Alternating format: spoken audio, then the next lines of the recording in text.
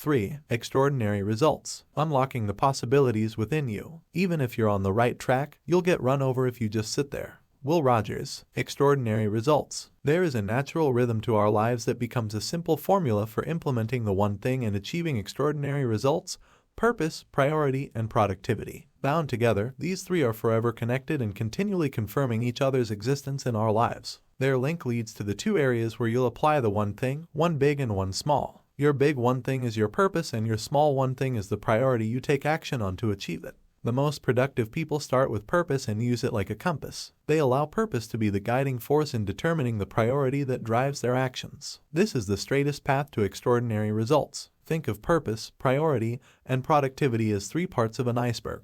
With typically only a ninth of an iceberg above water, whatever you see is just the tip of everything that is there. This is exactly how productivity, priority, and purpose are related. What you see is determined by what you don't. Fig. 22. Productivity is driven by purpose and priority. The more productive people are, the more purpose and priority are pushing and driving them. With the additional outcome of profit, it's the same for business. What's visible to the public, productivity and profit, is always buoyed by the substance that serves as the company's foundation: purpose and priority. All business people want productivity and profit, but too many fail to realize that the best path to attaining them is through purpose-driven priority. Fig. 23. In business, profit and productivity are also driven by priority and purpose. Personal productivity is the building block of all business profit. The two are inseparable. A business can't have unproductive people yet magically still have an immensely profitable business. Great businesses are built one productive person at a time. And not surprisingly, the most productive people receive the greatest rewards from their businesses. Connecting purpose, priority,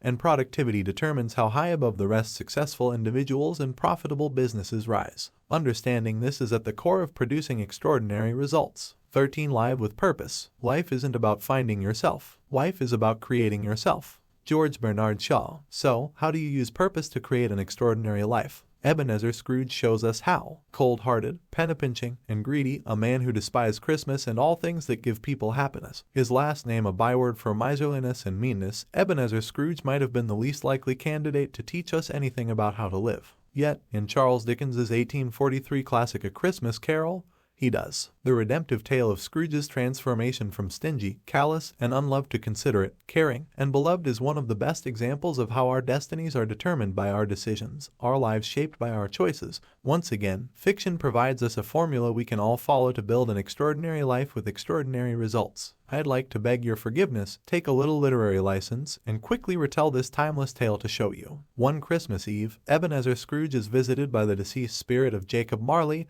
his former business partner. We do not know if this is a dream or if it's real. Marley wails, "I am here tonight to warn you that you have yet a chance and a hope of escaping my fate. You will be haunted by three spirits from the past, present, and future, as it turns out. Remember what has passed between us. Now, let's stop for a second and bear in mind who Scrooge is." Dickens describes him as a man whose old features are frozen by the cold within him. Tight-fisted, with head down and hand to the grindstone, Scrooge pays as little as possible and keeps as much as he can. He is secretive and solitary. No one ever stops him in the streets to say hello. No one cares, for he cares for no one. He is a bitter, mean, covetous old sinner, cold to the sight, cold to the touch, and cold of heart, with no thaw in sight. His life is a lonely existence, and the world is worse off for it. Over the course of the evening, the three spirits visit Scrooge to show him his past, present, and future. Through these visits he sees how he became the man he is, how his life is currently going, and what will ultimately happen to him and those around him. It's a terrifying experience that leaves him visibly shaken when he wakes the next morning, not knowing whether it was real or a dream, but giddy upon discovering no time has passed, Scrooge realizes there is still time to alter his fate. In a joyous blur, he rushes into the street and instructs the first boy he sees to go buy the biggest turkey at the market and send it anonymously to the home of his sole employee, Bob Cratchit. Upon seeing a gentleman he'd once rebuffed for pleading charity for the needy, he prays for forgiveness and promises to donate huge sums of money to the poor. Ebenezer eventually ends up at the home of his nephew, where he begs forgiveness for being such a fool for far too long and accepts an invitation to stay for holiday dinner. His nephew's wife and guests, shocked at his heartfelt bliss, can barely believe this is Scrooge. The next morning, Bob Cratchit, upon arriving noticeably late to work, is confronted by Scrooge. "What do you mean coming here at this time of day? I am not going to stand for this sort of thing any longer." Before this wretched news can sink in, The incredulous Cratchit hears him say, "and therefore I am about to raise your salary." Scrooge goes on to become the Cratchit family's benefactor. He finds a doctor for Tiny Tim,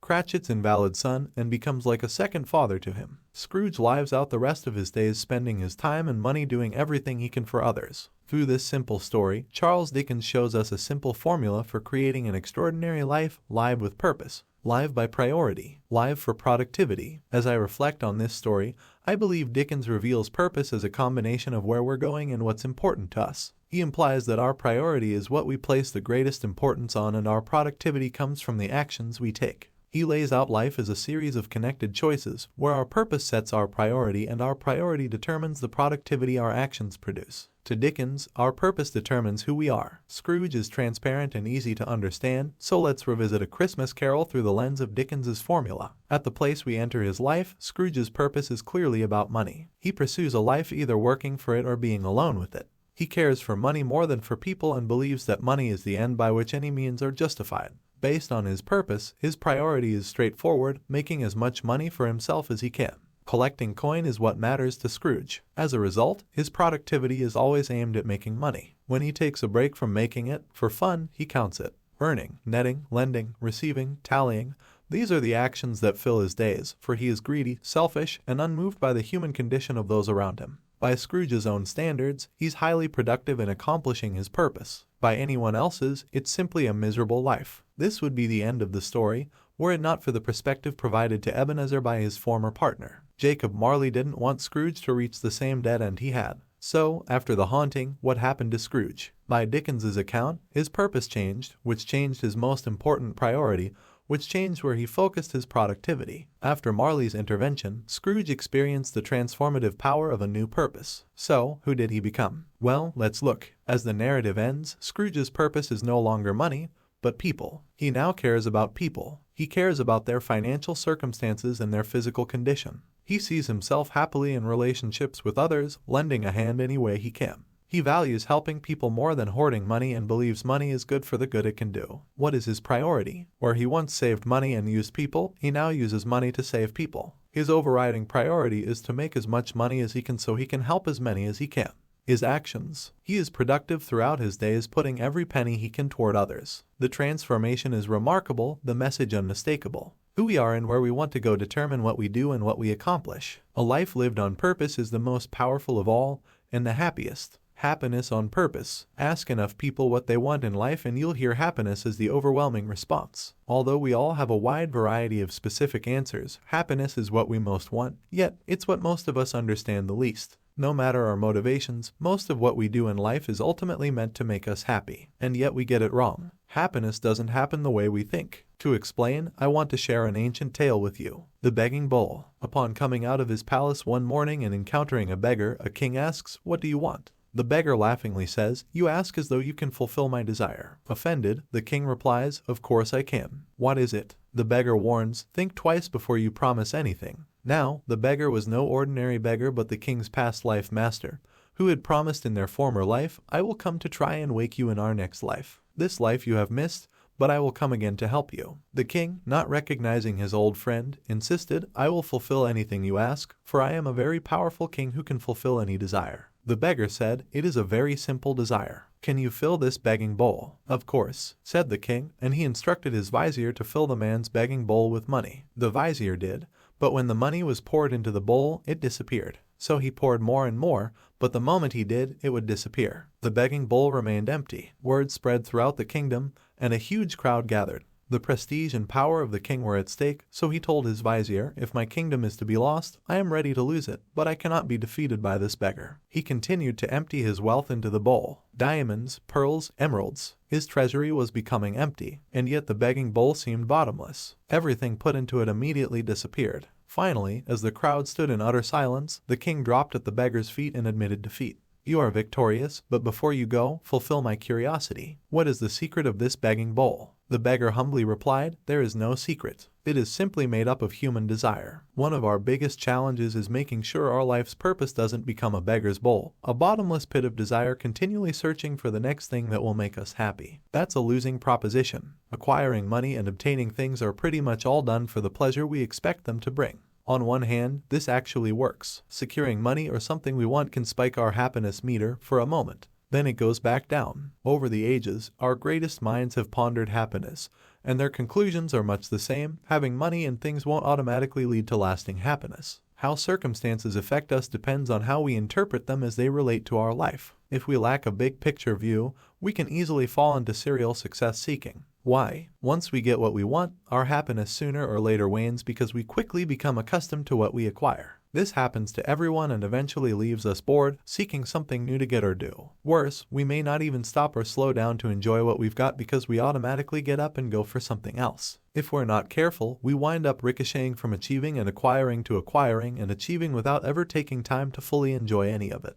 This is a good way to remain a beggar, and the day we realize this is the day our life changes forever. So how do we find enduring happiness? Happiness happens on the way to fulfillment. Dr. Martin Seligman, past president of the American Psychological Association, believes there are 5 factors that contribute to our happiness: positive emotion and pleasure, achievement, relationships, engagement, and meaning. Of these, he believes engagement and meaning are the most important. Becoming more engaged in what we do by finding ways to make our life more meaningful is the surest way to finding lasting happiness. When our daily actions fulfill a bigger purpose, the most powerful and enduring happiness can happen. Take money, for instance. Since money represents both getting something and the potential to get more, it makes for a great example. Many people not only misunderstand how to make money but also how it makes us happy. I've taught wealth building to everyone from seasoned entrepreneurs to high school students, and whenever I ask, "How much money do you want to earn?" I get all kinds of answers, but usually the number is quite high. When I ask, "How did you pick this number?" I frequently get the familiar answer, "Don't know." I then ask, "Can you tell me your definition of a financially wealthy person?" Invariably, I get numbers that start at $1 million and go up from there. When I ask how they arrived at this, they often say, "It sounds like a lot." My response is, "It is, and it isn't. It all depends on what you do with it." I believe that financially wealthy people are those who have enough money coming in without having to work to finance their purpose in life. Now, please realize that this definition presents a challenge to anyone who accepts it. To be financially wealthy, you must have a purpose for your life. In other words, without purpose, you'll never know when you have enough money and you can never be financially wealthy. It isn't that having more money won't make you happy. To a point, it certainly can. But then it stops. For more money to continue to motivate you will depend on why you want more. It's been said that the end shouldn't justify the means. But be careful when achieving happiness. Any end you seek will only create happiness for you through the means it takes to achieve it. Wanting more money just for the sake of getting it won't bring the happiness you seek from it. Happiness happens when you have a bigger purpose than having more fulfills, which is why we say happiness happens on the way to fulfillment. The power of purpose. Purpose is the straightest path to power and the ultimate source of personal strength, strength of conviction, and strength to persevere. The prescription for extraordinary results is knowing what matters to you and taking daily doses of actions in alignment with it. When you have a definite purpose for your life, clarity comes faster, which leads to more conviction in your direction, which usually leads to faster decisions. When you make faster decisions, you'll often be the one who makes the first decisions and winds up with the best choices. And when you have the best choices, you have the opportunity for the best experiences. This is how knowing where you're going helps lead you to the best possible outcomes and experiences life has to offer. Purpose also helps you when things don't go your way. Life gets tough at times and there's no way around that. Aim high enough, live long enough, and you'll encounter your share of tough times. That's okay. We all experience this. Knowing why you're doing something provides the inspiration and motivation to give the extra perspiration needed to persevere when things go south. Sticking with something long enough for success to show up is a fundamental requirement for achieving extraordinary results. Purpose provides the ultimate glue that can help you stick to the path you've set.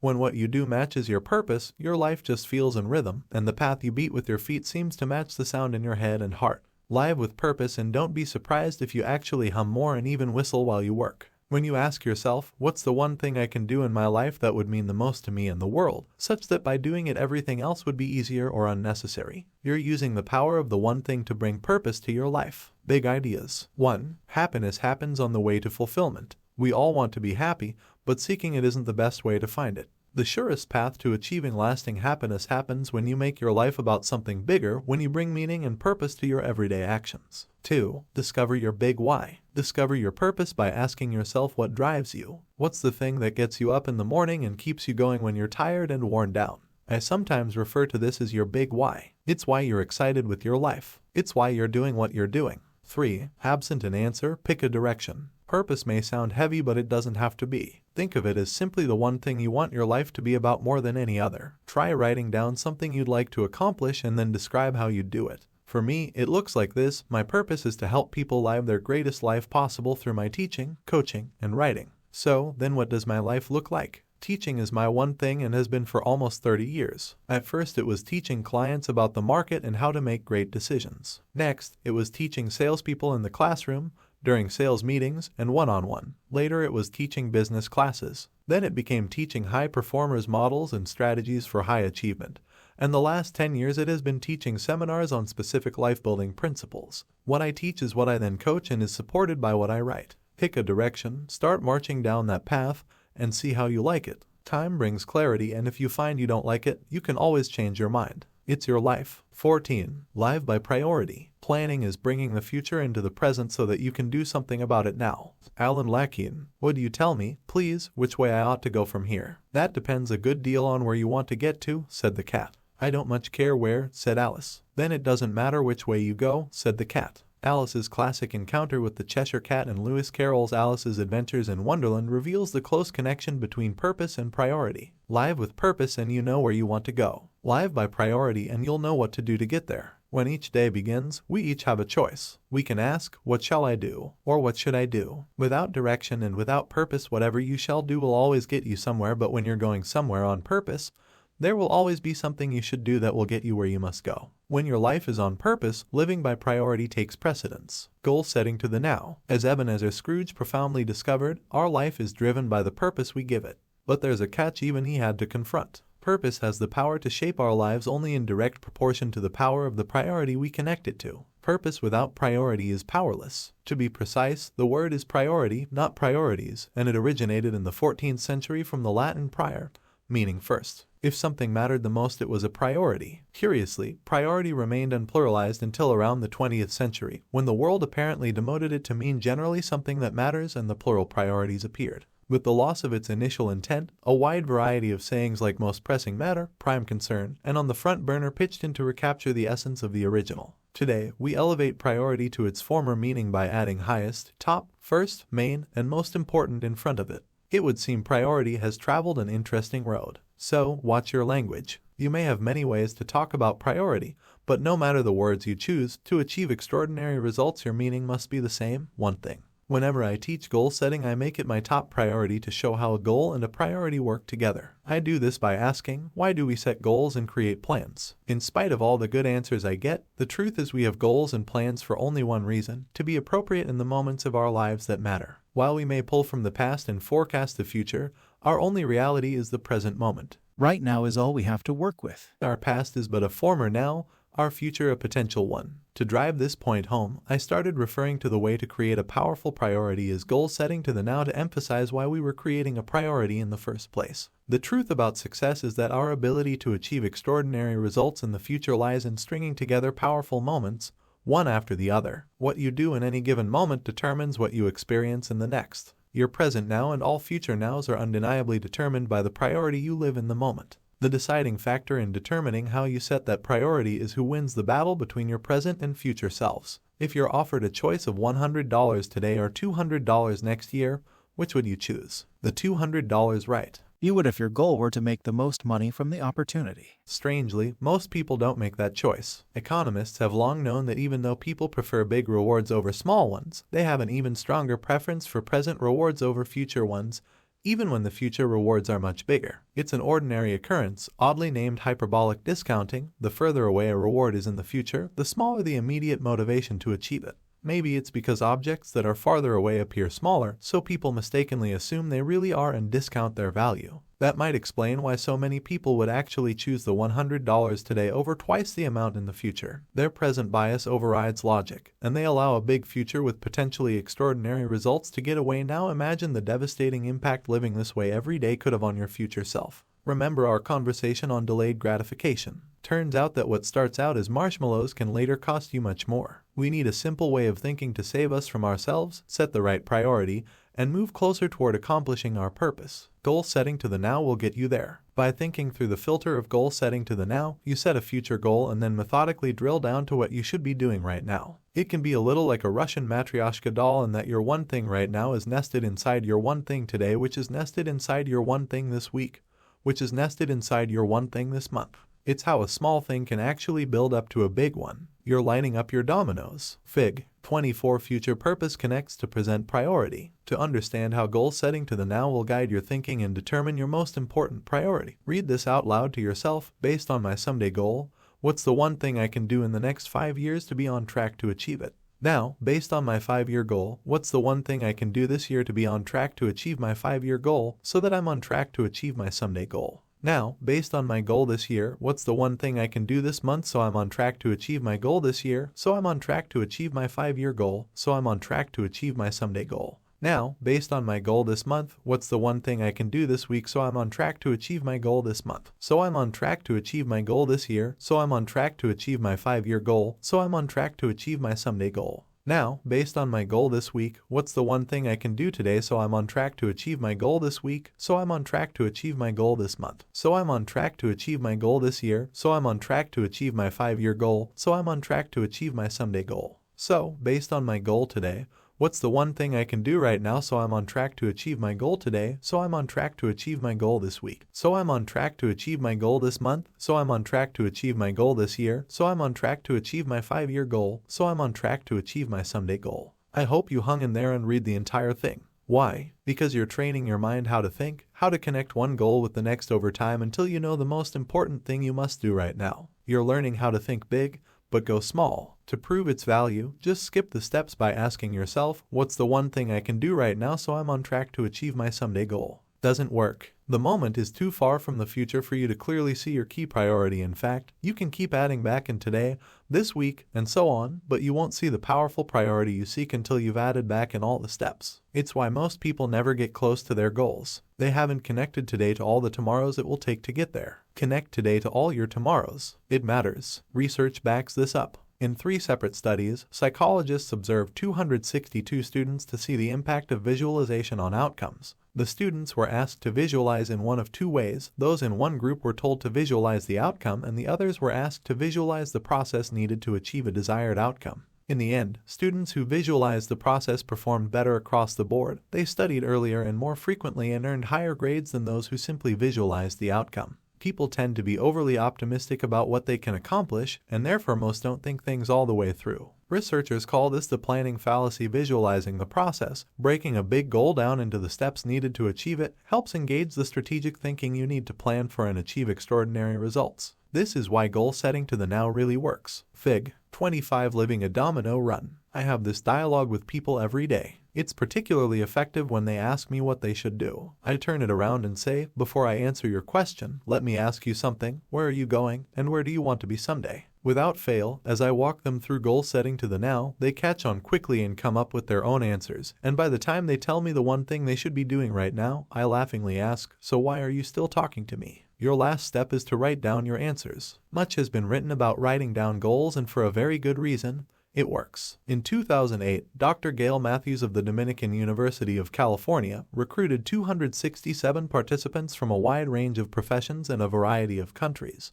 Those who wrote down their goals were 39.5% more likely to accomplish them. Writing down your goals and your most important priority is your final step to living by priority. Big ideas. 1. There can only be one. Your most important priority is the one thing you can do right now that will help you achieve what matters most to you. You may have many priorities, but dig deep and you'll discover there is always one that matters most, your top priority, your one thing. 2. Goal set to the now. Knowing your future goal is how you begin. Identifying the steps you need to accomplish along the way keeps your thinking clear while you uncover the right priority you need to accomplish right now. 3. Put pen to paper. Write your goals down and keep them close. Pull your purpose through to a single priority built by goal setting to the now, and that priority, that one thing you can do such that by doing it everything else will be easier or unnecessary, will show you the way to extraordinary results. And once you know what to do, the only thing left is to go from knowing to doing. 15. Live for productivity. Productivity isn't about being a workhorse, keeping busy, or burning the midnight oil. It's more about priorities, planning, and fiercely protecting your time.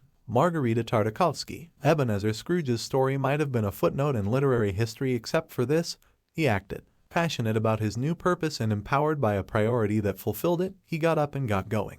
Productive action transforms lives. Let's go be productive. We'll never be heard in the movies as the cavalry takes the hill. It's not the first choice a coach, manager, or general uses as a rallying cry to arouse deep emotion and inspire the troops. It's not what you say to yourself as you take a deep breath and dive into a challenge or face competition. Then Dickens never had Scrooge utter these words as he took command of his transformed life. Yet productive is exactly what Scrooge was, and there's no better word than productivity to describe what you want from what you do when the outcome matters. We are always doing something, working, playing, eating, sleeping, standing, sitting, breathing. If we're alive, we're doing something. Even if we're doing nothing, that's something. Every minute of every day, the question is never will we be doing something, but rather what that something is we'll be doing. Sometimes what we do doesn't matter, but sometimes it does. And when it does, what we do defines our life more than anything else. In the end, putting together a life of extraordinary results simply comes down to getting the most out of what you do when what you do matters. Living for productivity produces extraordinary results. Whenever I teach productivity, I always start by asking,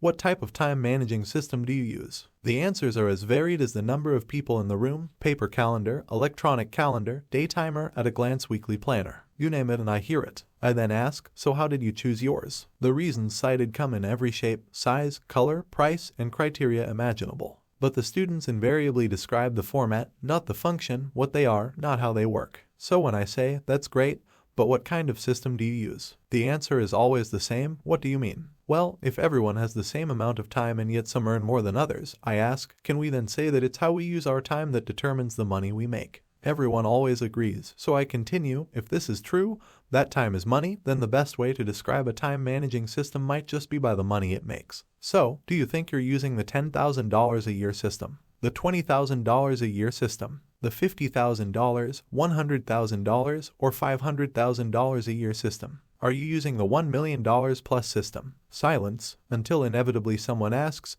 how do we know? To which I reply, how much do you make? If money is a metaphor for producing results, then it's clear a time managing system's success can be judged by the productivity it produces. The strange thing about my life is that I've never worked for anyone who wasn't a millionaire or didn't become one. I didn't set out for this to happen. It just did. And the most important thing I learned from these experiences is that the most successful people are the most productive people. Productive people get more done, achieve better results, and earn far more in their hours than the rest. They do so because they devote maximum time to being productive on their top priority, their one thing. They time block their one thing and then protect their time blocks with a vengeance. They've connected the dots between working their time blocks consistently and the extraordinary results they seek. Fig. 26. Make an appointment with yourself and keep it. My goal is no longer to get more done, but rather to have less to do. Francine J. Time blocking. I often say that I come from a long line of lethargic people. This is usually good for a laugh, but it's also true. It seems at times that my genes just might have more in common with the tortoise than the hare. On the other hand, some of the people I work with are so blessed with energy they actually vibrate. Amazingly, they're able to work long hours over extended periods and never wear down. When I try to follow suit, in less than a week my body simply falls apart. I've discovered that, no matter how hard I try, I can't use more time as my main means of doing more. It's just not physically possible for me. So, given my constraints, I've had to find a way to be highly productive in the hours I can put in. The solution: time blocking. Most people think there's never enough time to be successful, but there is when you block it. Time blocking is a very results-oriented way of viewing and using time. It's a way of making sure that what has to be done gets done. Alexander Graham Bell said, "Concentrate all your thoughts upon the work at hand. The sun's rays do not burn until brought to a focus." Time blocking harnesses your energy and centers it on your most important work. It's productivity's greatest power tool. So, go to your calendar and block off all the time you need to accomplish your one thing. If it's a one-time one thing, block off the appropriate hours and days. If it's a regular thing, block off the appropriate time every day so it becomes a habit. Everything else, other projects, paperwork, email, calls, correspondence, meetings, and all the other stuff, must wait. When you time block like this, you're creating the most productive day possible in a way that's repeatable every day for the rest of your life. Unfortunately, if you're like most individuals, your typical day might look something like Figure 27 when you find yourself with less and less time to focus on what matters most. The most productive people's day is dramatically different. Fig. 27. Everything else dominates your day. If disproportionate results come from one activity, then you must give that one activity disproportionate time. Each and every day, ask this focusing question for your blocked time. Today, what's the one thing I can do for my one thing such that by doing it everything else will be easier or unnecessary? When you find the answer, you'll be doing the most leveraged activity for your most leveraged work. This is how results become extraordinary. Fig. 28. Your one thing gets the time of day it deserves. Those who do this, in my experience, are the ones who not only become the most accomplished, but who also have the most career opportunities. Slowly but surely they become known in their organization for their one thing and become irreplaceable.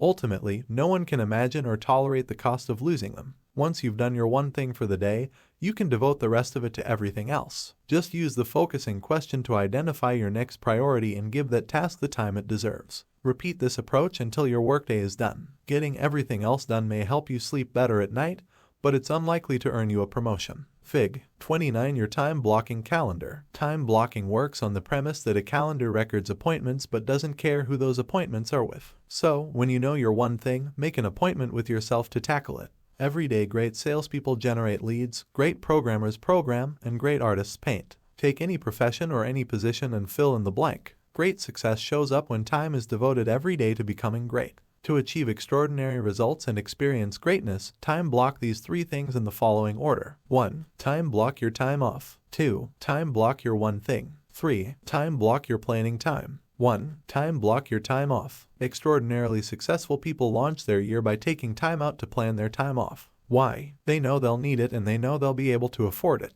In truth, the most successful simply see themselves as working between vacations. On the other hand, the least successful don't reserve time off because they don't think they'll deserve it or be able to afford it. By planning your time off in advance, you are, in effect, managing your work time around your downtime instead of the other way around. You're also letting everyone else know well in advance when you'll be out so they can plan accordingly. When you intend to be successful, you start by protecting time to recharge and reward yourself. Take time off. Block out long weekends and long vacations, then take them. You'll be more rested, more relaxed, and more productive afterward. Everything needs rest to function better, and you're no different. Resting is as important as working. There are a few examples of successful people who violate this, but they are not our role models. They succeed in spite of how they rest and renew, not because of it. 2. Time block your one thing. After you've time blocked your time off, time block your one thing. Yes, you read that right. Your most important work comes second. Why? Because you can't happily sustain success in your professional life if you neglect your personal recreation time. Time block your time off, and then make time for your one thing. The most productive people, the ones who experience extraordinary results, design their days around doing their one thing. Their most important appointment each day is with themselves, and they never miss it. If they complete their one thing before their time block is done, they don't necessarily call it a day. They use the focusing question to tell them how they can use the time they have left. Similarly, if they have a specific goal for their one thing, they finish it regardless of the time. In A Geography of Time, Robert Levine points out that most people work on clock time. It's 5 o'clock, I'll see you tomorrow. While others work on event time, my work is done when it's done. Think about it. The dairy farmer doesn't get to knock off at any certain time, he goes home when the cows have been milked. It's the same for any position in any profession where results matter. The most productive people work on event time. They don't quit until their one thing is done. The key to making this work is to block time as early in your day as you possibly can. Give yourself 30 minutes to an hour to take care of morning priorities, then move to your one thing. My recommendation is to block 4 hours a day. This isn't a typo. I repeat, 4 hours a day. Honestly, that's the minimum. If you can do more, then do it. In On Writing, Stephen King describes his workflow. My own schedule is pretty clear-cut. Mornings belong to whatever is new, the current composition. Afternoons are for naps and letters. Evenings are for reading, family, Red Sox games on TV, and any revisions that just cannot wait.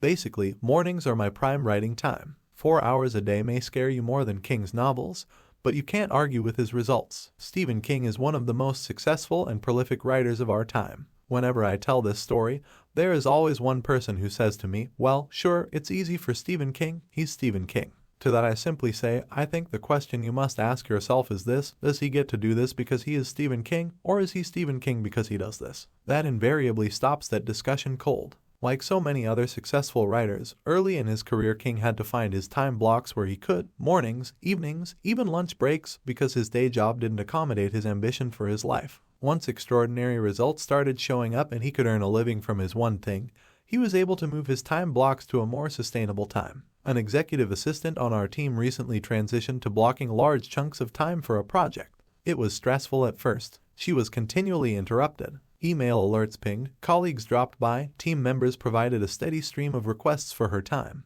These weren't even distractions, they were her job. In the end, she had to borrow a laptop and book a conference room to escape drive-bys and random, non-urgent requests. But within just a week, everyone became accustomed to the fact that for regular periods of time she would not be accessible. They adjusted. It took a week, not a month or a year, a week. Meetings got rescheduled and life went on, and she experienced a huge leap in productivity. No matter who you are, large time blocks work. Paul Graham's 2009 essay Maker's Schedule, Manager's Schedule underscores the need for large time blocks. Graham, one of the founders of the innovative venture capital firm Y Combinator, argues that normal business culture gets in the way of the very productivity it seeks because of the way people traditionally schedule their time. Graham divides all work into two buckets, maker and manager. Maker time requires large blocks of the clock to write code, develop ideas, generate leads, recruit people, produce products, or execute on projects and plans. This time tends to be viewed in half-day increments. Manager time, on the other hand, gets divided into hours. This time typically has one moving from meeting to meeting,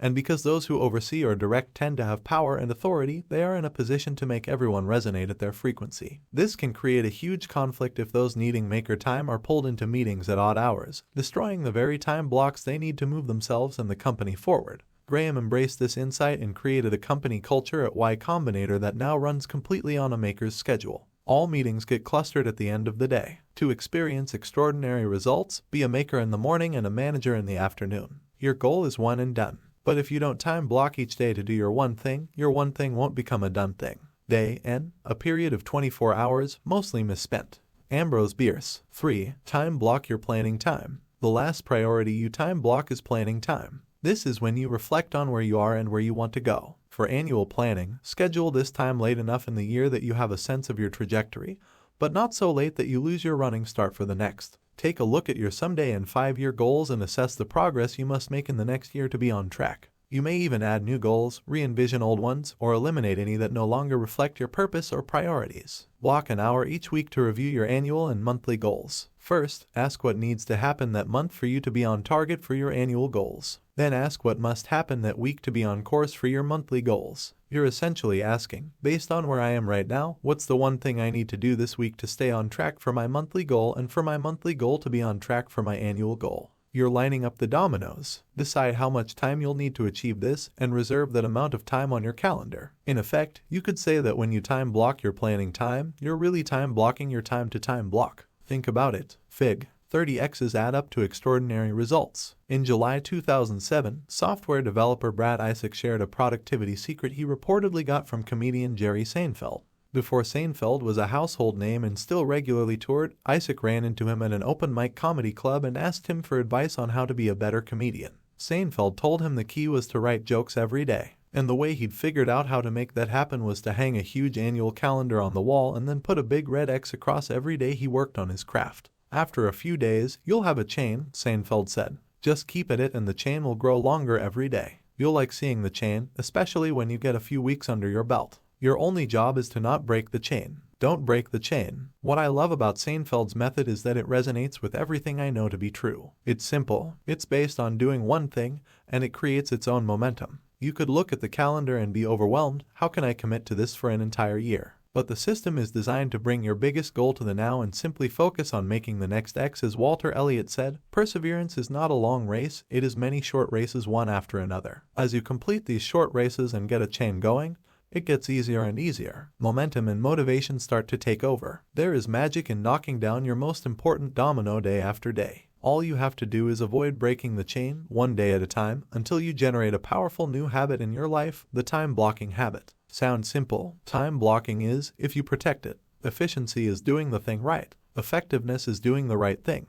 Peter Drucker. Protect your time block. For time blocks to actually block time, they must be protected. Although time blocking isn't hard, protecting the time you've blocked is. The world doesn't know your purpose or priorities and isn't responsible for them. You are. So it's your job to protect your time blocks from all those who don't know what matters most to you, and from yourself when you forget. The best way to protect your time blocks is to adopt the mindset that they can't be moved. So, when someone tries to double book you, just say, "I'm sorry, I already have an appointment at that time," and offer other options. If the other person is disappointed, you're sympathetic but ultimately unmoved. Extraordinarily results-oriented people, the very people who have the most demands on their time, do this every day. They keep their most important appointment. The toughest part is navigating a high-level request. How do you say no to anyone important? Your boss, a key client, your mom, who asks you to do something with a high sense of urgency. One way is to say yes and then ask, if I have that done by, would that work? Most often, these requests are more about an immediate need to hand a task off than about a need for it to be done immediately, so the requester usually just wants to know it will get done. Sometimes the request is real, needs to be done now, and you must drop what you're doing and do it. In this situation, follow the rule: if you erase, you must replace and immediately reschedule your time block. Then there's you. If you're already feeling overbooked and overworked, it can seem incredibly challenging to hold to a time block. It can be hard to imagine how everything else will get done when so much time is given to one thing. The key is to fully internalize the domino fall that will happen when your one thing gets done, and remember that everything else you might do or have to do will be easier or unnecessary. When I first began to time block, the most effective thing I did was to put up a sheet of paper that said, until my one thing is done, everything else is a distraction. Try it. Put it where you can see it and others can see it as well. Then make this the mantra you say to yourself and everyone else. In time, others will begin to understand how you work and support it. Just watch. The last thing that can knock you off your time block is when you can't free your mind. Day in and day out, your own need to do other things instead of your one thing may be your biggest challenge to overcome. Life doesn't simplify itself the moment you simplify your focus. There's always other stuff screaming to be done. Always. So when stuff pops into your head, just write it down on a task list and get back to what you're supposed to be doing. In other words, do a brain dump. Then put it out of sight and out of mind until its time comes. In the end, there are plenty of ways your time block can get sabotaged. Here are 4 proven ways to battle distractions and keep your eye on your one thing. 1. Build a bunker. Find somewhere to work that takes you out of the path of disruption and interruption. If you have an office, get a do not disturb sign. If it has glass walls, install shades. If you work in a cubicle, get permission to put up a folding screen. If necessary, go elsewhere. The immortal Ernest Hemingway kept a strict writing schedule starting at 7 every morning in his bedroom. The mortal but still immensely talented business author Dan Heath bought an old laptop, deleted all its browsers, and, for good measure, deleted its wireless network drivers and would take his Wayback Machine to a coffee shop to avoid distractions. Between the two extremes, you could just find a vacant room and simply close the door. 2. Store provisions. Have any supplies, materials, snacks, or beverages you need on hand, and, other than for a bathroom break, avoid leaving your bunker. A simple trip to the coffee machine can derail your day should you encounter someone seeking to make you a part of theirs. 3. Sweep for minds. Turn off your phone, shut down your email, and exit your internet browser. Your most important work deserves 100% of your attention. 4. Enlist support. Tell those most likely to seek you out what you're doing and when you'll be available. It's amazing how accommodating others are when they see the big picture and know when they can access you. If, ultimately, you continue a tug of war to make time blocking take place, then use the focusing question to ask, what's the one thing I can do to protect my time block every day such by doing it everything else I might do will be easier or unnecessary. Big ideas. 1. Connect the dots. Extraordinary results become possible when where you want to go is completely aligned with what you do today. Tap into your purpose and allow that clarity to dictate your priorities. With your priorities clear, the only logical course is to go to work. 2. Time block your one thing. The best way to make your one thing happen is to make regular appointments with yourself. Block time early in the day, and block big chunks of it, no less than 4 hours. Think of it this way: if your time blocking were on trial, would your calendar contain enough evidence to convict you? 3. Protect your time block at all costs. Time blocking works only when your mantra is nothing and no one has permission to distract me from my one thing. Unfortunately, your resolve won't keep the world from trying, so be creative when you can be and firm when you must. Your time block is the most important meeting of your day, so whatever it takes to protect it is what you have to do. The people who achieve extraordinary results don't achieve them by working more hours. They achieve them by getting more done in the hours they work. Time blocking is one thing, productive time blocking is another. 16. The 3 commitments. Nobody who ever gave his best regretted it.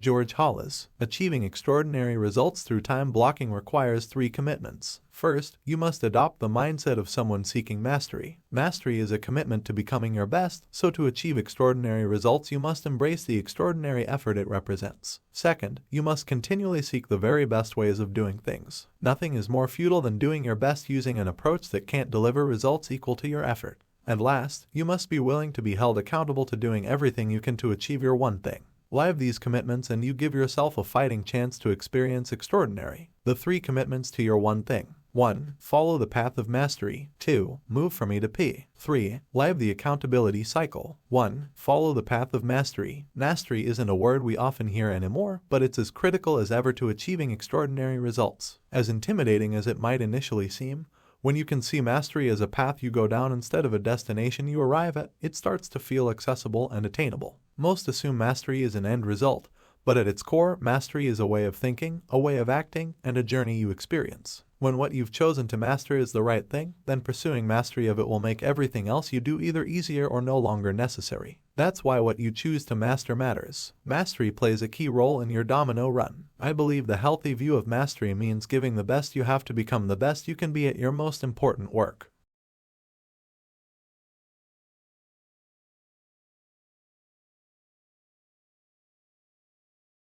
Think of it this way, at some point white belts training to advance know the same basic karate moves black belts know, they simply haven't practiced enough to be able to do them as well. The creativity you see at a black belt level comes from mastery of the white belt fundamentals. Since there is always another level to learn, mastery actually means you're a master of what you know and an apprentice of what you don't. In other words, we become masters of what is behind us and apprentices for what is ahead. This is why mastery is a journey. Alex Van Halen has said that when he would go out at night his brother Eddie would be sitting on his bed practicing the guitar, and when he came home many hours later Eddie would be in the same place, still practicing. That's the journey of mastery, it never ends. In 1993, psychologist K. Anders Ericsson published The Role of Deliberate Practice in the Acquisition of Expert Performance in the journal Psychological Review. As the benchmark for understanding mastery, this article debunked the idea that an expert performer was gifted, a natural, or even a prodigy. Ericsson essentially gave us our first real insights into mastery and birthed the idea of the 10,000-hour rule. His research identified a common pattern of regular and deliberate practice over the course of years in elite performers that made them what they were, elite. In one study, elite violinists had separated themselves from all others by each accumulating more than 10,000 hours of practice by age 20. Thus the rule. Many elite performers complete their journey in about 10 years, which, if you do the math, is an average of about 3 hours of deliberate practice a day, every day, 365 days a year. Now, if your one thing relates to work and you put in 250 workdays a year, to keep pace on your mastery journey you'll need to average 4 hours a day. Sound familiar? It's not a random number. That's the amount of time you need to time block every day for your one thing. More than anything else, expertise tracks with hours invested. Michelangelo once said, "If the people knew how hard I had to work to gain my mastery, it wouldn't seem wonderful at all." His point is obvious. Time on a task, over time, eventually beats talent every time. I'd say you can book that, but actually you should block it. When you commit to time block your one thing, make sure you approach it with a mastery mentality. This will give you the best opportunity to be the most productive you can be, and ultimately the best you can become. And here's what's interesting, the more productive you are, the more likely you are to receive several additional payoffs you would otherwise have missed. The pursuit of mastery bears gifts. As you progress along the path of mastery, both your self-confidence and your success competence will grow. You'll make a discovery, the path of mastery is not so different from one pursuit to the next. What might pleasantly surprise you is how giving yourself over to mastering one thing serves as a platform for, and speeds up the process of, doing other things. Knowledge begets knowledge and skills build on skills. It's what makes future dominoes fall more easily. Mastery is a pursuit that keeps giving, because it's a path that never ends. In his landmark book Mastery, George Leonard tells the story of Jigoro Kano, the founder of Judo. According to legend, as Kano approached death, he called his students around him and asked to be buried in his white belt. The symbolism wasn't lost. The highest-ranking martial artist of his discipline embraced the emblem of the beginner for his life and beyond, because to him the journey of the successful lifelong learner was never over. Time blocking is essential to mastery, and mastery is essential to time blocking. They go hand in hand. When you do one, you do the other. 2. Move from E to P. When coaching top performers, I often ask, are you doing this to simply do the best you can do, or are you doing this to do it the best it can be done? Although it's not meant to be a trick question, it trips people up anyway. Many realize that although they are giving their best effort, they aren't doing the best that could be done because they aren't willing to change what they are doing. The path of mastering something is the combination of not only doing the best you can do at it, but also doing it the best it can be done. Continually improving how you do something is critical to getting the most from time blocking. It's called moving from E to P. When we roll out of bed in the morning and start tackling the day, we do so in one of two ways, entrepreneurial or purposeful. Entrepreneurial is our natural approach. It's seeing something we want to do or that needs to be done and racing off to do it with enthusiasm, energy, and our natural abilities. No matter the task, all natural ability has a ceiling of achievement, a level of productivity and success that eventually tops out. Although this varies from person to person and task to task, everybody in life has a natural ceiling for everything. Give some people a hammer and they're an instant carpenter. Give one to me and I'm all thumbs. In other words, some people can naturally use a hammer extremely well with minimal instruction or practice, but there are others, like me, who hit their ceiling of achievement the moment they're holding one. If the outcome of your efforts is acceptable at whatever level of achievement you reach, then you high-five and move on. But when you're going about your one thing, any ceiling of achievement must be challenged, and this requires a different approach, a purposeful approach. Highly productive people don't accept the limitations of their natural approach as the final word on their success. When they hit a ceiling of achievement, they look for new models and systems, better ways to do things to push them through. They pause just long enough to examine their options, they pick the best one, and then they're right back at it. Ask an E to cut some firewood and the entrepreneurial person would likely shoulder an axe and head straight for the woods. On the other hand, the purposeful person might ask, where can I get a chainsaw? With a P mindset, you can achieve breakthroughs and accomplish things far beyond your natural abilities. You must simply be willing to do whatever it takes. Fig. 31 in the long run, P beats E every time. You can't put limits on what you'll do. You have to be open to new ideas and new ways of doing things if you want breakthroughs in your life. As you travel the path of mastery, you'll find yourself continually challenged to do new things. The purposeful person follows the simple rule that a different result requires doing something different. Make this your mantra and breakthroughs become possible. Too many people reach a level where their performance is good enough and then stop working on getting better. People on the path to mastery avoid this by continually upping their goal, challenging themselves to break through their current ceiling, and staying the forever apprentice. It's what writer and memory champion Joshua Foer dubbed the OK Plateau. He illustrated it with typing. If practice time were all that mattered, over the course of our professional careers, with the millions of memos and emails we type, we'd all progress from the lowly chicken peck to 100 words a minute. But that doesn't happen. We reach a level of skill we deem to be acceptable and then simply switch off the learning. We go on automatic pilot and hit one of the most common ceilings of achievement. We hit the OK Plateau. When you're in search of extraordinary results, accepting an OK Plateau or any other ceiling of achievement isn't okay when it applies to your one thing.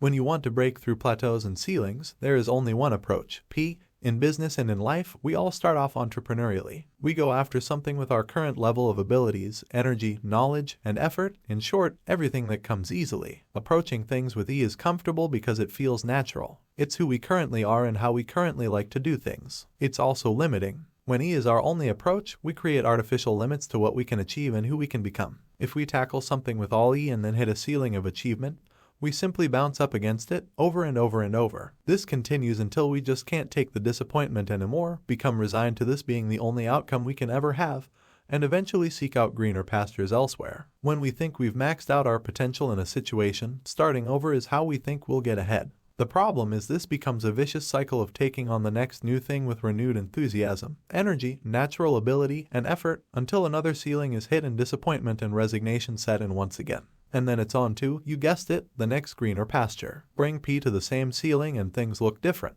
The purposeful approach says, I'm still committed to growing, so what are my options? You then use the focusing question to narrow those choices down to the next thing you should do. It could be to follow a new model, get a new system, or both. But be prepared. Implementing these may require new thinking, new skills, and even new relationships. Probably none of this will feel natural at first. That's okay. Being purposeful is often about doing what comes unnaturally, but when you're committed to achieving extraordinary results, you simply do whatever it takes anyway. When you've done the best you can do but are certain the results aren't the best they can be, get out of E and into P. Look for the better models and systems, the ways that can take you farther. Then adopt new thinking, new skills, and new relationships to help you put them into action. Become purposeful during your time block and unlock your potential. 3. Live the accountability cycle. There is an undeniable connection between what you do and what you get. Actions determine outcomes, and outcomes inform actions. Be accountable, and this feedback loop is how you discover the things you must do to achieve extraordinary results. That's why your final commitment is to live the accountability cycle of results. Taking complete ownership of your outcomes by holding no one but yourself responsible for them is the most powerful thing you can do to drive your success. As such, accountability is most likely the most important of the 3 commitments. Without it, your journey down the path of mastery will be cut short the moment you encounter a challenge. Without it, you won't figure out how to break through the ceilings of achievement you'll hit along the way. Accountable people absorb setbacks and keep going.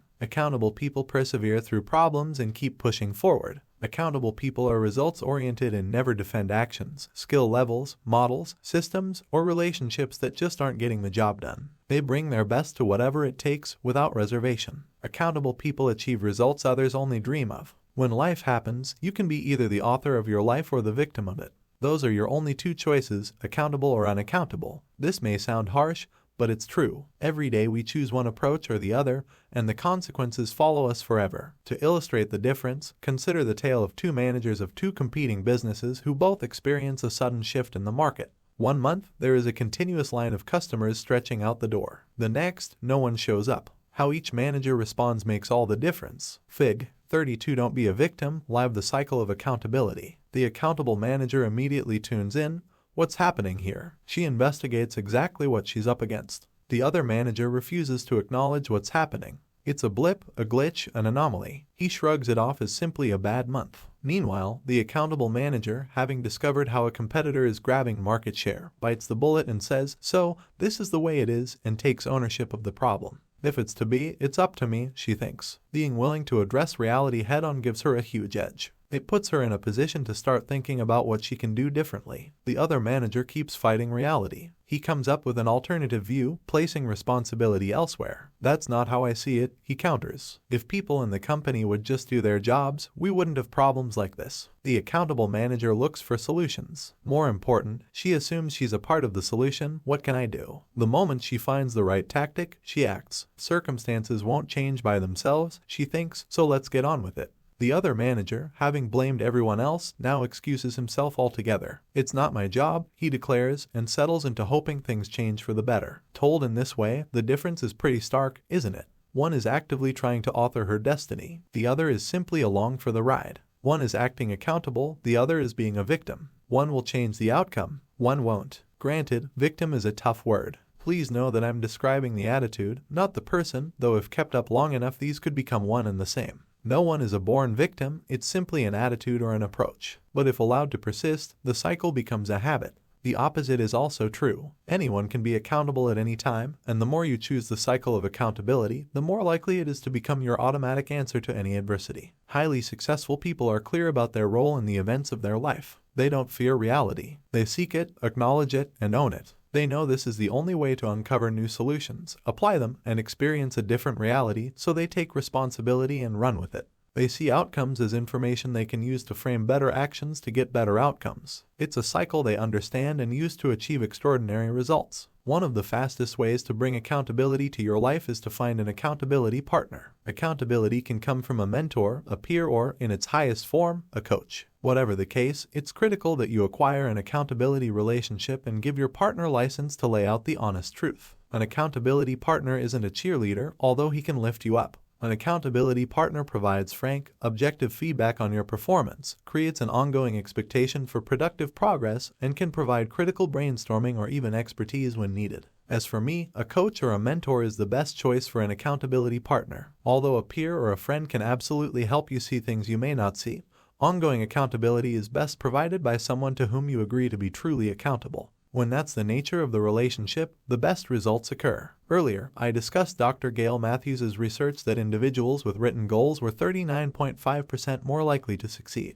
But there's more to the story. Individuals who wrote their goals and sent progress reports to friends were 76.7% more likely to achieve them. As effective as writing down your goals can be, simply sharing your progress toward your goals with someone regularly, even just a friend, makes you almost twice as effective. Accountability works. Erickson's research on expert performance confirms the same relationship between elite performance and coaching. He observed that the single most important difference between these amateurs and the three groups of elite performers is that the future elite performers seek out teachers and coaches and engage in supervised training, whereas the amateurs rarely engage in similar types of practice. An accountability partner will positively impact your productivity. They'll keep you honest and on track. Just knowing they are waiting for your next progress report can spur you to better results. Ideally, a coach can coach you on how to maximize your performance over time. This is how the very best become the very best. Coaching will help you with all three commitments to your one thing. On the path to mastery, on the journey from E to P, and in living the accountability cycle, a coach is invaluable. In fact, you'd be hard-pressed to find elite achievers who don't have coaches helping them in key areas of their life. It's never too soon or too late to get a coach. Commit to achieving extraordinary results and you'll find a coach gives you the best chance possible.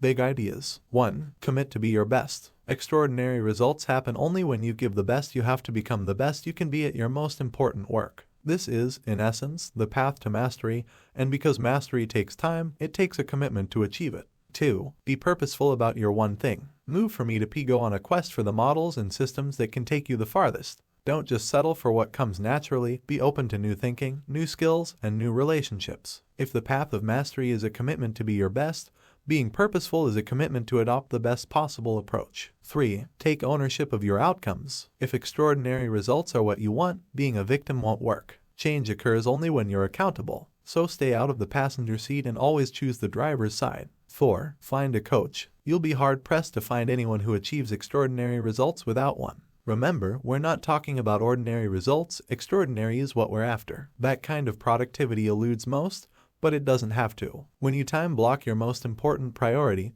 protect your time block, and then work your time block as effectively as possible, you'll be as productive as you can be. You'll be living the power of the one thing. Now you just have to avoid getting hijacked. 17. The 4 Thieves. Focus is a matter of deciding what things you're not going to do. John Carmack. In 1973, a group of seminary students unknowingly participated in a grand study known as the Good Samaritan Experiment.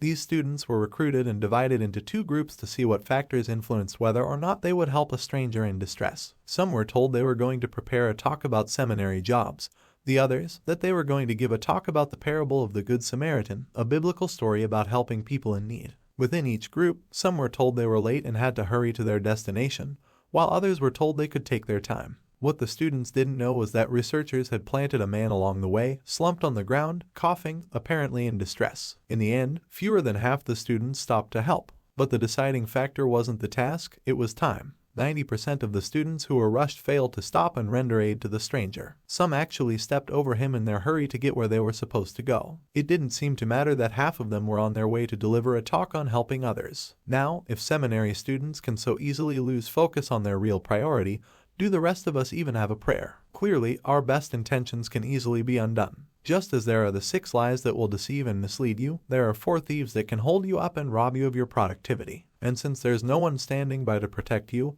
it's up to you to stop these thieves in their tracks. The 4 thieves of productivity. 1. Inability to say no. 2. Fear of chaos. 3. Poor health habits. 4. Environment doesn't support your goals. 1. Inability to say no. Someone once told me that one yes must be defended over time by 1,000 nos. Early in my career I didn't understand this at all. Today, I think it's an understatement. It's one thing to be distracted when you're trying to focus, it's another entirely to be hijacked before you even get to. The way to protect what you've said yes to and stay productive is to say no to anyone or anything that could derail you. Peers will ask for your advice and help. Co-workers will want you on their team. Friends will request your assistance. Strangers will seek you out. Invitations and interruptions will come at you from everywhere imaginable. How you handle all of this determines the time you're able to devote to your one thing and the results you're ultimately able to produce. Here's the thing. When you say yes to something, it's imperative that you understand what you're saying no to. Screenwriter Sidney Howard, of Gone with the Wind fame, advised, 1/2 of knowing what you want is knowing what you must give up before you get it. In the end, the best way to succeed big is to go small. And when you go small, you say no a lot. A lot more than you might have ever considered before. No one knew how to go small better than Steve Jobs. He was famously as proud of the products he didn't pursue as he was of the transformative products Apple created. In the 2 years after his return in 1997, he took the company from 350 products to 10. That's 340 NOS, not counting anything else proposed during that period. At the 1997 Macworld Developers Conference, he explained, when you think about focusing, you think, well, focusing is saying yes. No, focusing is about saying no. Jobs was after extraordinary results and he knew there was only one way to get there. Jobs was a no man. The art of saying yes is, by default, the art of saying no. Saying yes to everyone is the same as saying yes to nothing. Each additional obligation chips away at your effectiveness at everything you try. So the more things you do, the less successful you are at any one of them. You can't please everyone, so don't try. In fact, when you try, the one person you absolutely won't please is yourself. Remember, saying yes to your one thing is your top priority. As long as you can keep this in perspective, saying no to anything that keeps you from keeping your time block should become something you can accept. Then it's just a matter of how. All of us struggle to some degree with saying no. There are many reasons. We want to be helpful. We don't want to be hurtful. We want to be caring and considerate.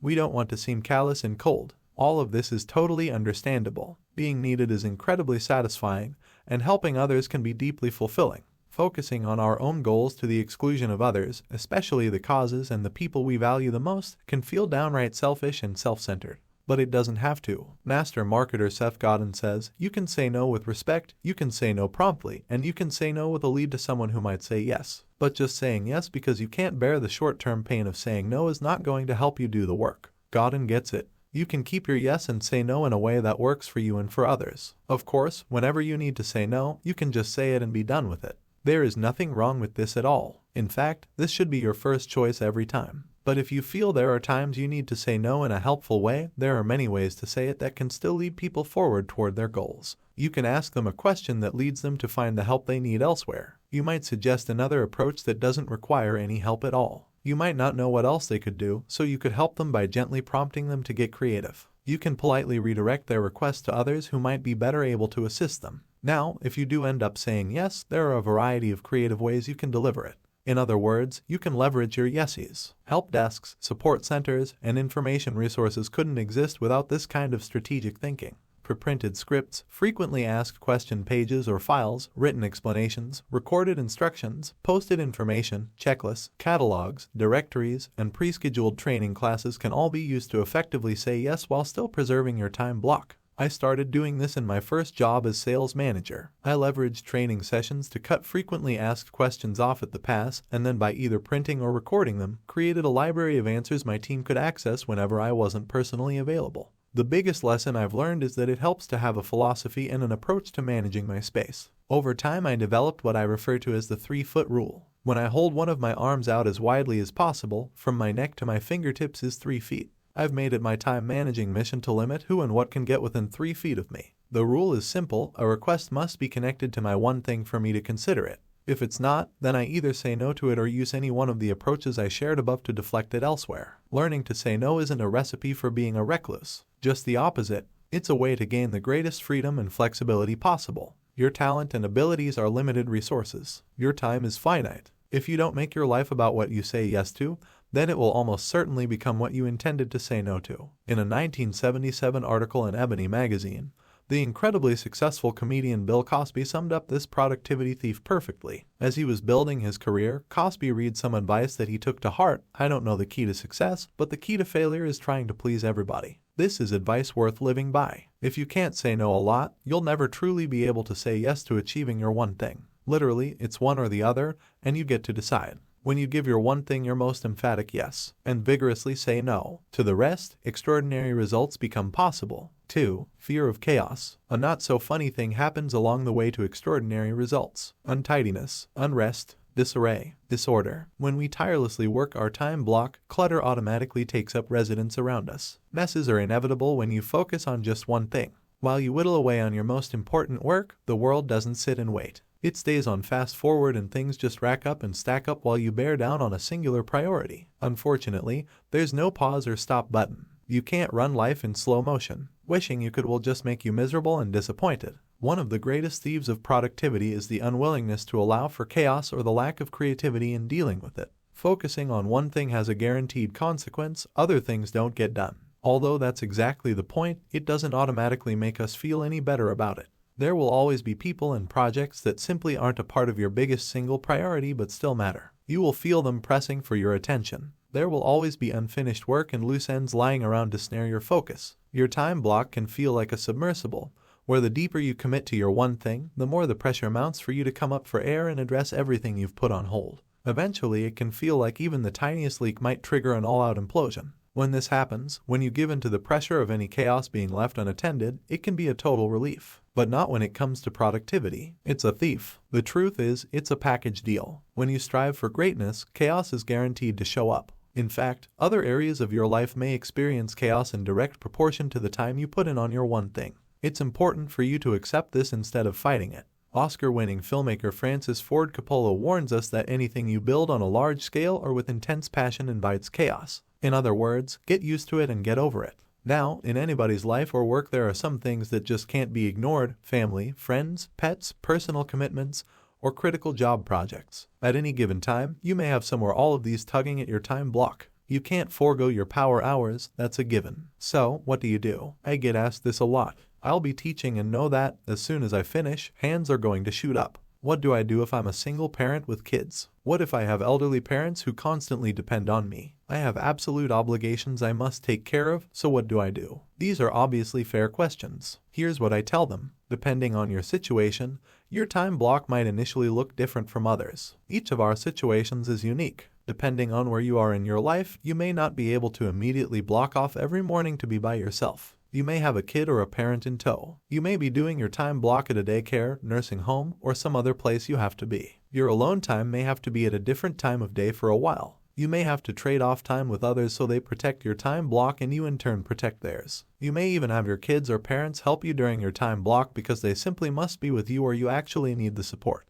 If you have to beg, then beg. If you have to barter, then barter. If you have to be creative, then be creative. Just don't be a victim of your circumstances. Don't sacrifice your time block on the altar of "I just can't make it work." My mom used to say, when you argue for your limitations, you get to keep them, but this is one you can't afford. Figure it out. Find a way. Make it happen. When you commit to your one thing each day, extraordinary results ultimately occur. In time, this creates the income or opportunity to manage the chaos. So, don't let this thief pickpocket your productivity. Move past your fear of chaos, learn to deal with it, and trust that your work on your one thing will come through for you. If a cluttered desk is a sign of a cluttered mind, of what, then, is an empty desk a sign?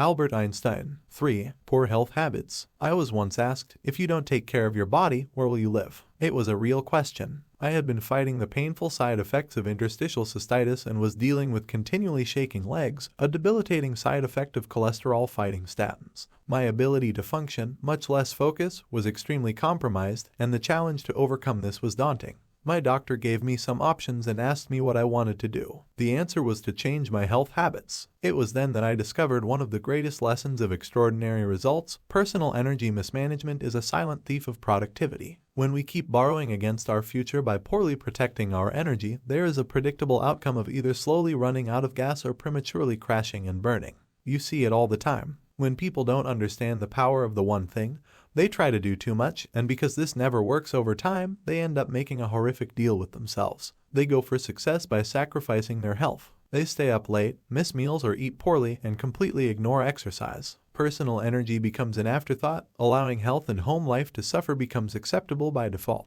Driven to hit goals, they think of cheating themselves as a good bet, but this gamble can't pay off. Not only does this approach consistently short-circuit your best work, it's dangerous to assume that health and hearth will be just waiting for you to come back and enjoy anytime in the future. High achievement and extraordinary results require big energy. The trick is learning how to get it and keep it. So, what can you do? Think of yourself as the amazing biological machine you are and consider this daily energy plan for high productivity. Begin early with meditation and prayer for spiritual energy. Starting the day by connecting with your higher purpose aligns your thoughts and actions with a larger story. Then move straight to the kitchen for your most important meal of the day and the cornerstone of physical energy, a nutritious breakfast designed to fuel your day's work. You can't run long on empty calories, and you can't run at all on an empty tank. Figure out easy ways to eat right and then plan all your daily meals a week at a time. Fueled up, head to your exercise spot to relieve stress and strengthen your body. Conditioning gives you maximum capacity, which is critical for maximum productivity. If you have limited time to exercise, the simple thing to do is to wear a pedometer. Toward the end of the day, if you haven't walked at least 10,000 steps, make it your one exercise thing to reach your 10,000 step goal before you go to bed.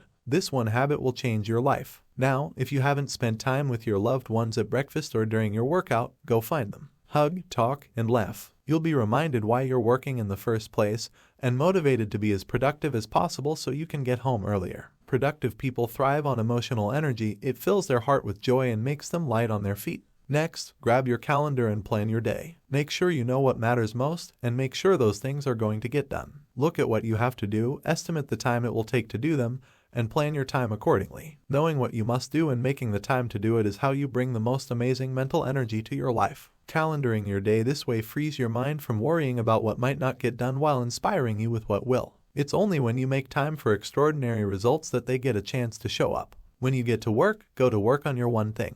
If you're like me and have some morning priorities you must get done first, then give yourself an hour at most to do them. Don't loiter and don't slow down. Clear the decks and then get down to the business of doing what matters most. Around noon, take a break, have lunch, and turn your attention to everything else you can do before you head out for the day. Last, in the evening when it's time for bed, get 8 hours of sleep. Powerful engines need cooling down and resting before taking off again, and you're no different. You need your sleep so your mind and body can rest and recharge for tomorrow's extraordinary productivity. Anyone you know who gets little sleep and appears to be doing great is either a freak of nature or hiding its effects from you. Either way, they aren't your role model. Protect your sleep by determining when you must go to bed each night and don't allow yourself to be lured away from it. If you're committed to your wake-up time, you can stay up late only so many nights before you're forced to hit the hay at a decent hour. If your response is that you have too much to do, stop right now, go back to the beginning of this book, and start over. You apparently missed something. When you've connected proper sleep with success, you'll have a good enough reason to get up and you'll go to sleep at the right time. The art of being wise is the art of knowing what to overlook. William James, The Highly Productive Person's Daily Energy Plan. 1. Meditate and pray for spiritual energy. 2. Eat right, exercise, and sleep sufficiently for physical energy. 3. Hug, kiss, and laugh with loved ones for emotional energy. 4. Set goals, plan, and calendar for mental energy. 5. Time block your one thing for business energy. Here's the productivity secret of this plan. When you spend the early hours energizing yourself, you get pulled through the rest of the day with little additional effort.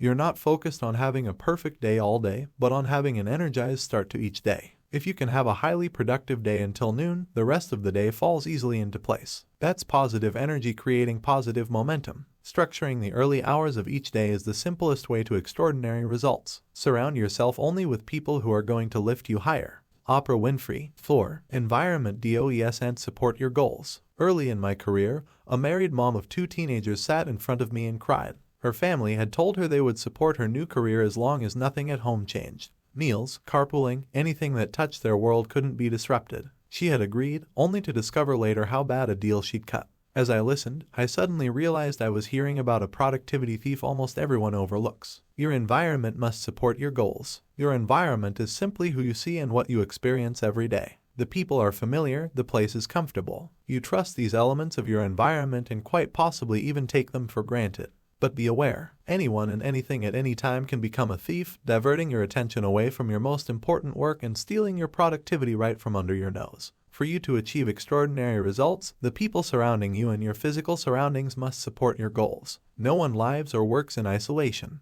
Every day, throughout your day, you come in contact with others and are influenced by them. Unquestionably, these individuals impact your attitude, your health, and ultimately, your performance. The people around you may be more important than you think. It's a fact that you're likely to pick up some of the attitudes of others by working with them, socializing with them, or simply being around them. From co-workers to friends to family, if they're generally not positive or fulfilled on the job or away from it, they'll probably pass on some of their negativity. Attitude is contagious, it spreads easily. As strong as you think you are, no one is strong enough to avoid the influence of negativity forever. So, surrounding yourself with the right people is the right thing to do. While attitude thieves will rob you of energy, effort, and resolve, supportive people will do what they can to encourage or assist you. Ultimately, being with success-minded people creates what researchers call a positive spiral of success where they lift you up and send you on your way. Fig. 33. Create a productivity-specific environment to support your one thing. Who you hang out with also has serious implications for your health habits. Harvard professor Dr. Nicholas Christakis and University of California, San Diego Associate Professor James H. Fowler wrote the book on how our social networks unmistakably impact our well-being.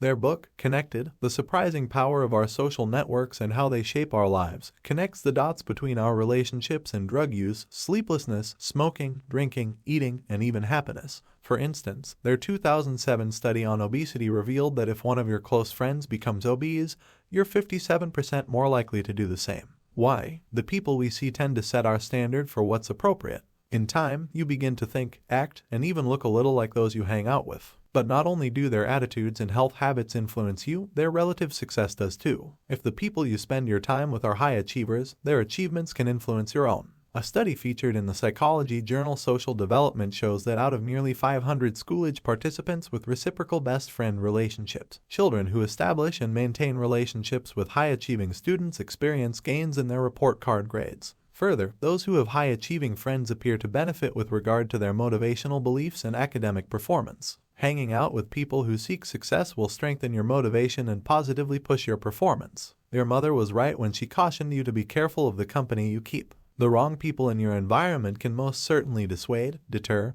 and distract you from the productivity course you've set out on. But the opposite is also true. No one succeeds alone and no one fails alone. Pay attention to the people around you. Seek out those who will support your goals and show the door to anyone who won't. The individuals in your life will influence you and impact you probably more than you give them credit for. Give them their due and make sure that the sway they have on you sends you in the direction you want to go. If people are the first priority in creating a supportive environment, place isn't far behind. When your physical environment isn't in step with your goals, it can also keep you from ever getting started on them in the first place. I know this sounds oversimplified, but to succeed at doing your one thing you have to be able to get to it, and your physical environment plays a vital role in whether you do or not.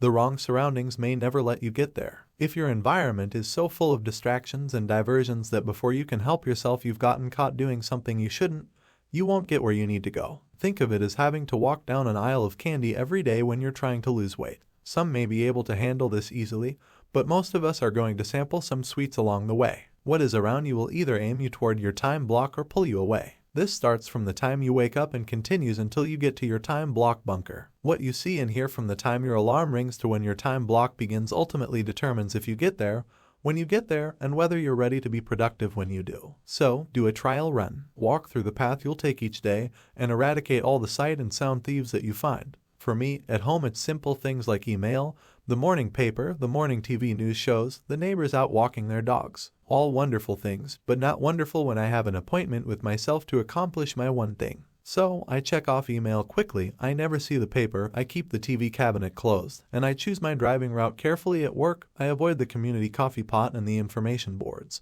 They can come later in the day. What I've learned is that when you clear the path to success, that's when you consistently get there. Don't let your environment lead you astray. Your physical surroundings matter and the people around you matter. Having an environment that doesn't support your goals is all too common, and unfortunately an all too common thief of productivity. As actor and comedian Lily Tomlin once said, the road to success is always under construction. So don't allow yourself to be deterred from getting to your one thing. Pave your way with the right people and place. Big ideas. 1. Start saying no. Always remember that when you say yes to something, you're saying no to everything else. It's the essence of keeping a commitment. Start turning down other requests outright or saying no for now to distractions so that nothing detracts you from getting to your top priority. Learning to say no can and will liberate you. It's how you'll find the time for your one thing. 2. Accept chaos. Recognize that pursuing your one thing moves other things to the back burner. Loose ends can feel like snares, creating tangles in your path. This kind of chaos is unavoidable. Make peace with it. Learn to deal with it. The success you have accomplishing your one thing will continually prove you made the right decision. 3. Manage your energy. Don't sacrifice your health by trying to take on too much. Your body is an amazing machine, but it doesn't come with a warranty. You can't trade it in, and repairs can be costly. It's important to manage your energy so you can do what you must do, achieve what you want to achieve, and live the life you want to live. 4. Take ownership of your environment. Make sure that the people around you and your physical surroundings support your goals. The right people in your life and the right physical environment on your daily path will support your efforts to get to your one thing. When both are in alignment with your one thing, they will supply the optimism and physical lift you need to make your one thing happen. Screenwriter Leo Roston pulled everything together for us when he said, "I cannot believe that the purpose of life is to be happy. I think the purpose of life is to be useful, to be responsible, to be compassionate. It is, above all, to matter, to count, to stand for something, to have made some difference that you lived at all. Live with purpose, live by priority, and live for productivity. Follow these 3 for the same reason you make the 3 commitments and avoid the 4 thieves, because you want to leave your mark. You want your life to matter.